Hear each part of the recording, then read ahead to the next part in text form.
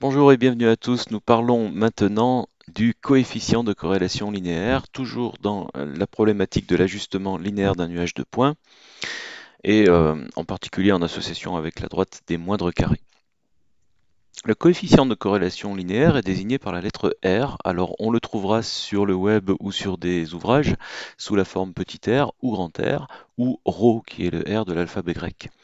Il consiste, comme la formule l'indique, à diviser la covariance de xy par le produit des écarts-types des deux valeurs. Alors, si on fait ça, on trouve systématiquement un résultat compris entre -1 et 1, quelles que soient les données de départ. Donc on a quelque chose qui est calibré, si vous voulez, et le fait que R soit proche de 1 ou de -1 a un certain sens, le fait que R en soit éloigné va avoir un autre sens. Si le coefficient de corrélation linéaire est compris entre 0,95 et 1 en valeur absolue, donc entre -0,95 et -1 s'il est négatif, alors la corrélation linéaire va être dite très forte.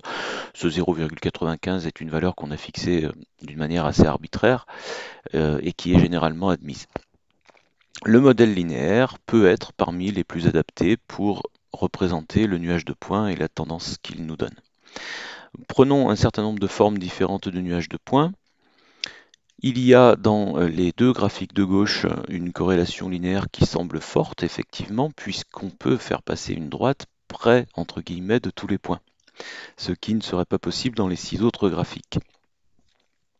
Donc ici, par exemple, on va trouver un coefficient de corrélation linéaire qui est compris entre 0,75 et 1. Je ne sais pas si dans ce graphique-là, il dépasserait 0,95, mais voilà, pour être sûr à peu près de ce qu'on peut dire, on le trouverait dans cette zone-là. Il vaut peut-être 0,8 par exemple.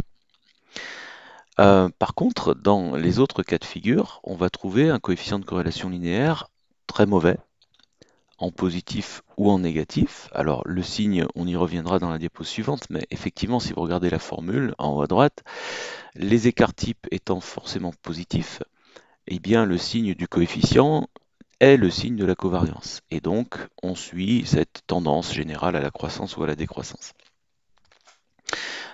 Ici, un mauvais coefficient de corrélation linéaire peut correspondre à deux cas de figure très différents. Le deuxième graphique nous montre des points éparpillés d'une manière plutôt aléatoire sur le graphique, et donc il n'y a pas réellement de corrélation tout court entre x et y. Par contre, dans le troisième graphique, la corrélation entre x et y semble très forte, mais pas linéaire. Or, c'est un coefficient de corrélation linéaire. D'accord? Donc, ce qu'on veut regarder, c'est ça. Alors, on pourrait obtenir un très bon coefficient de corrélation linéaire si on avait un nuage de points qui suit une courbe, mais très faiblement courbé. Auquel cas, le modèle linéaire n'est pas le mieux adapté et peut être trompeur, malgré le fait que le coefficient de corrélation linéaire soit très bon. Donc il faut prendre des pincettes pour interpréter ce coefficient de corrélation.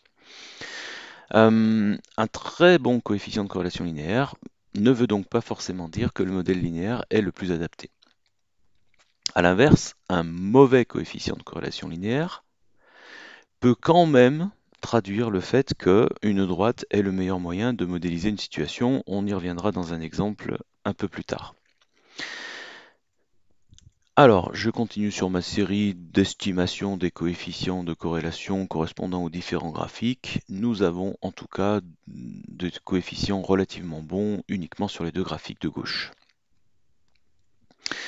En fait, plus la corrélation linéaire est forte, c'est-à-dire le nuage tend vers une droite, plus R en valeur absolue est proche de 1. Ce qui ne signifie pas que la réciproque est vraie. D'accord? Ça n'est pas parce que R est proche de 1 que, encore une fois, le modèle linéaire est forcément le plus adapté, donc il faut faire très attention à ça. Et puis, j'en profite pour montrer les résultats relatifs aux signes, qui sont les mêmes que pour le signe de la covariance, hein, comme je disais précédemment. Voyons maintenant deux exemples tirés de cas concrets, hein, réels.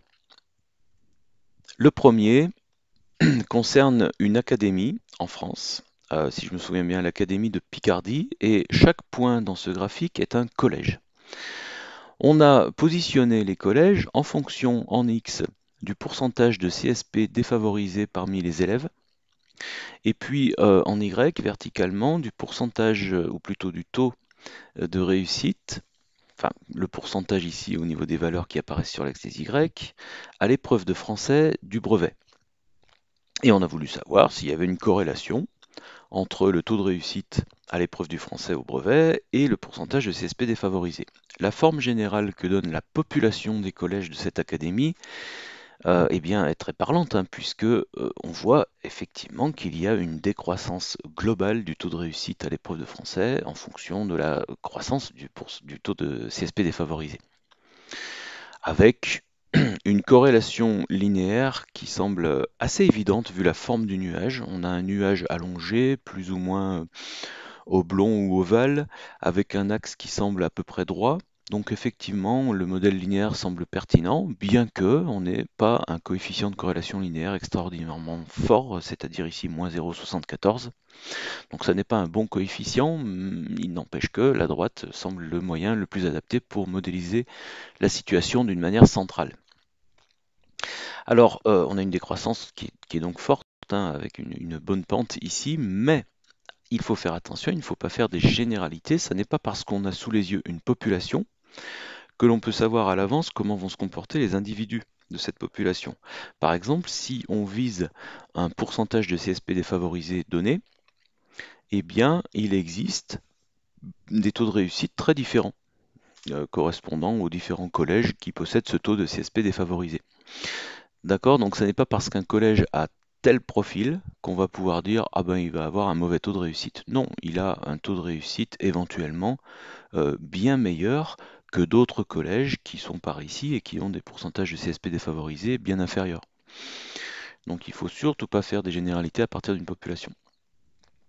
Horizontalement, c'est pareil, si vous visez un certain taux de réussite, par exemple 65%, eh bien vous allez trouver des collèges qui ont des profils extrêmement différents, très variables en termes de CSP défavorisés.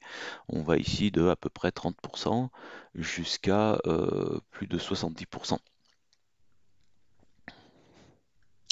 Deuxième exemple, ici on présente l'évolution entre 1974 et 1981 du PIB en France, donc ici en rapport au PIB 1974, sur la première variable, et puis l'évolution verticalement du taux de mariage, donc en nombre de mariages pour 1000 habitants ou 10 000 habitants, je ne sais plus.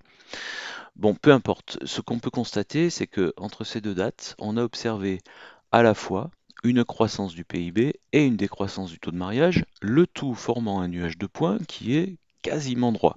Les points sont presque alignés, on a un coefficient de corrélation linéaire qui est excellent, moins 0,9875, et pourtant ça n'est qu'une coïncidence.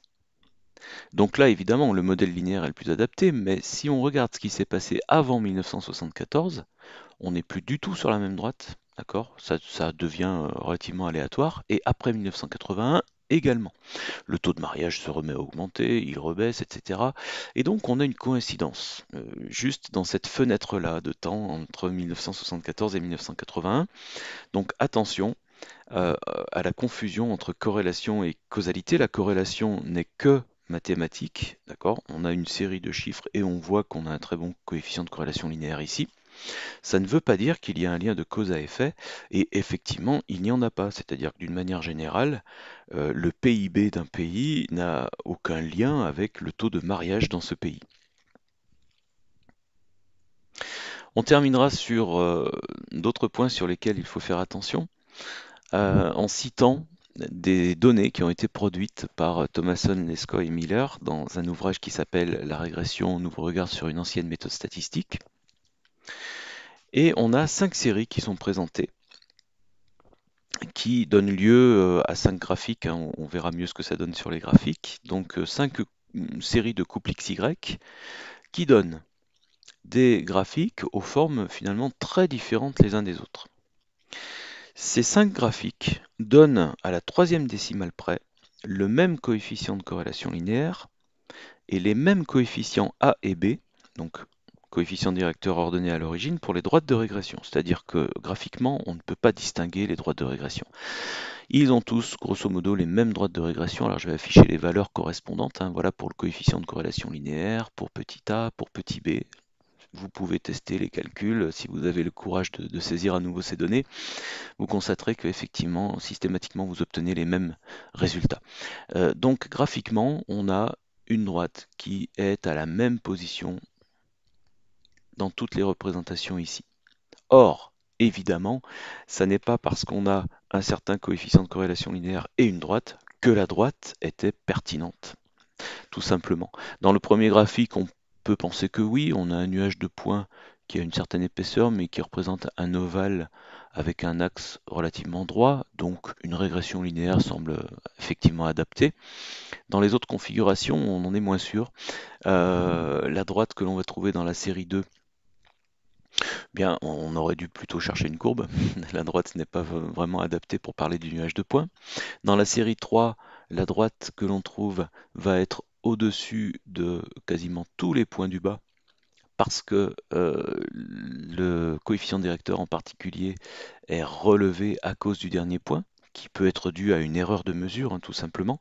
Et donc peut-être qu'il faudrait ne pas parler de ce dernier point et se concentrer sur la modélisation du nuage des n-1 premiers points. Dans la série 4, on a quelque chose qui s'évase, et dans la série 5, alors on a un cas de figure complètement irréaliste, mais qui va donner les mêmes résultats. Vous voyez, dans x5, on a la même valeur systématiquement, sauf en dernière position, où on a 33 au lieu de 13.